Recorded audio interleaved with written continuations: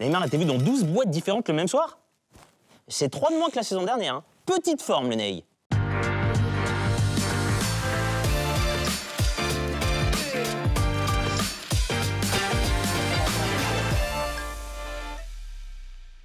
Salut les footeux, je m'intitule JB Goupil, bienvenue dans le Bureau des Stats, l'émission qui va ausculter frontalement les grands enjeux de l'époque, à savoir les stats de la Ligue 1 Uber Eats.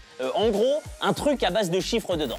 Avant qu'on aborde la nouvelle saison, je vous propose un petit résumé de la saison 2019-2020 de la Ligue 1 Conforama. Alors oui, je sais, la Ligue 1 a changé de nom, puisque ça s'appelle maintenant la Ligue 1 Uber Eats, mais comme ils sont sympas chez Confo, ils nous ont fait un petit moins 20% sur le canapé. Et alors autant vous le dire, le budget, il est là. Hein, il n'est pas sur les auteurs, croyez-moi, vous allez vite vous en rendre compte. Bon, alors, petit résumé de la saison, des 28 journées. On est sur un 3/4 temps, quoi, pour cause de Pangolin, toi-même, tu sais. D'ailleurs, je me demande même s'ils n'ont pas stoppé juste pour emmerder Jean-Michel Aulas. Parce que Jean-Mi, depuis l'arrêt de la Ligue 1, c'est quand même 3492 tweets. Record d'Europe de sub. Alors, qu'a-t-il bien pu se passer d'intéressant au cours de cette saison de Ligue 1 ?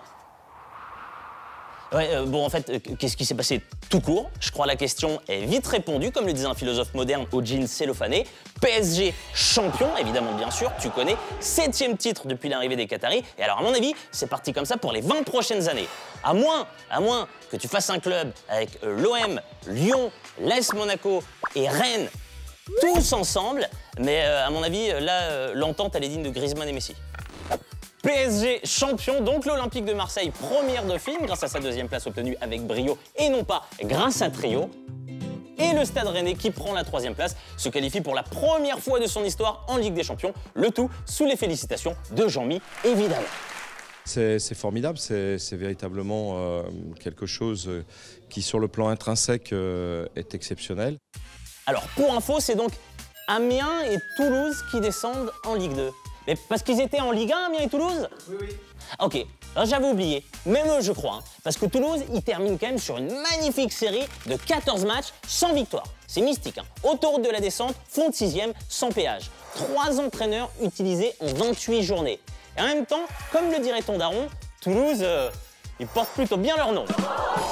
Lors de ces 28 journées, les passionnés auront pu déguster un total de 704 buts, soit tout à fait précisément et mathématiquement 25 buts par journée, une moyenne de 2,5 buts par match. Et oui, j'ai dit déguster des buts, parce que le nouveau sponsor de Ligue 1, Uber Eats, nous impose un nouveau champ lexical.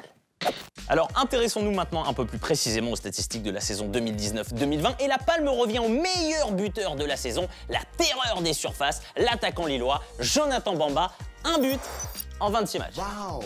Évidemment, je déconne, c'est Kiki, Monsieur Mbappé, 18 buts et encore une saison de ouf pour le natif de Bondy. Mais au-delà de ses buts, la statistique qui a retenu toute notre attention, c'est sa pointe de vitesse. Le Français a été plusieurs fois chronométré à 32 km/h. Le mec, c'est full LED 4K HD. Il paraît même qu'il s'est fait flasher sur l'autoroute A6, retour vers Paris. Alors, pour vous donner un parallèle, Kevin Strootman, c'est 12 km/h. Et encore, terrain en pente, vent dans le dos. Le mec est en edge, il n'y a plus de barre.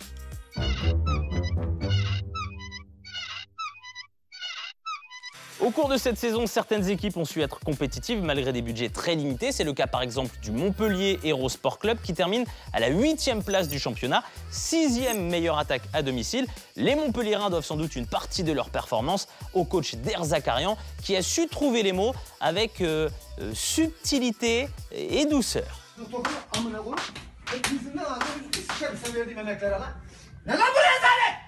Finalement, le plus important, c'est que tout le monde soit logé à la même enseigne. Ah, excusez-moi. Pardon. Texto de Jean-Michel Aulas.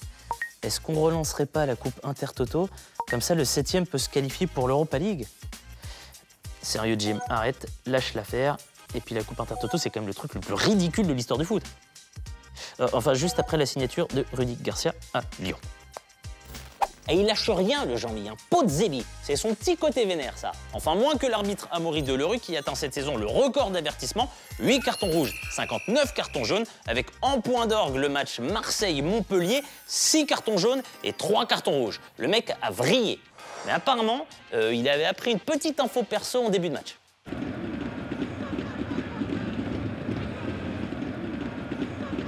Bon voilà pour le petit résumé des stats les plus intéressantes, les plus saisissantes de la saison 2019-2020. Intéressons-nous maintenant à l'intersaison, mais en attendant la première journée de la Ligue 1 Uber Eats qui reprendra quand la Covid leur a décidé, intéressons-nous maintenant à tout ce qui s'est passé depuis le confinement et donc la fin du championnat. Alors pour Mapou Yangambiwa, RS, que dalle, aucun changement, le gars est confiné depuis 2 ans et demi. En fait, Mapou, il est dans un escape game, sauf qu'à un moment donné, il faut trouver la sortie quand même. Du côté strasbourgeois, ce n'est pas moins de 9 joueurs testés positifs à la Covid. Réaction de Thierry Lauré.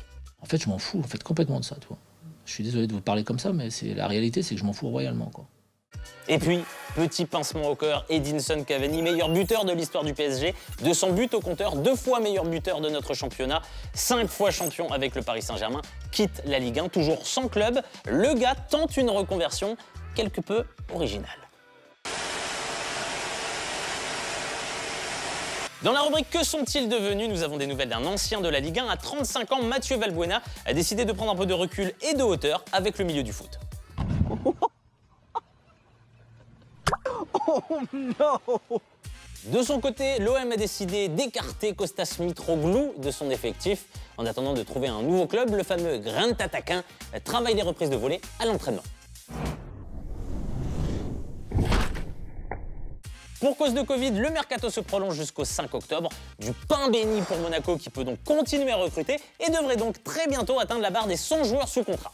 Enfin, Monaco toujours face à l'augmentation de cas de Covid, la Ligue a décidé de limiter les matchs à 5000 spectateurs. En somme, une journée classique au stade Louis II.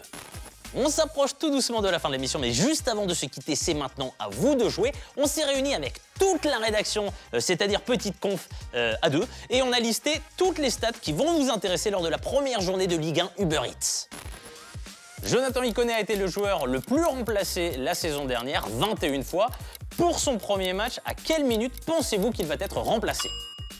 L'avis de la rédac, il sortira à la 4e minute, victime d'un tacle à la glotte de Damien Da Silva. Après s'être embrouillé avec Ruffier, Mvila, Debuchy, Cazery, quel sera le prochain joueur de Saint-Etienne à se disputer avec Claude Puel? L'avis de la rédac, il y a de fortes chances qu'il s'embrouille avec lui-même. Auto-engueulade. Après les changements de direction et de staff technique, quel sera le prochain grand chantier pour les Girondins de Bordeaux? L'avis de la rédac, se trouver un public. En même temps, c'est vrai que ça peut servir. En effet, Bordeaux possède le 3e plus mauvais taux de remplissage de la Ligue 1 avec 53,6%. Voilà, j'étais ravi d'être avec vous pour ce premier bureau des stats, malgré la faiblesse des gens qui fabriquent cette émission avec moi. J'estime avoir réalisé une prestation assez remarquable. J'espère que vous avez kiffé. Rendez-vous jeudi prochain pour un nouveau BDS. Et surtout, d'ici là, n'oubliez pas que les statistiques sont au football ce que Michel Platini est au pot de vin. Indissociable. Tu me trouveras un bon avocat quand même ?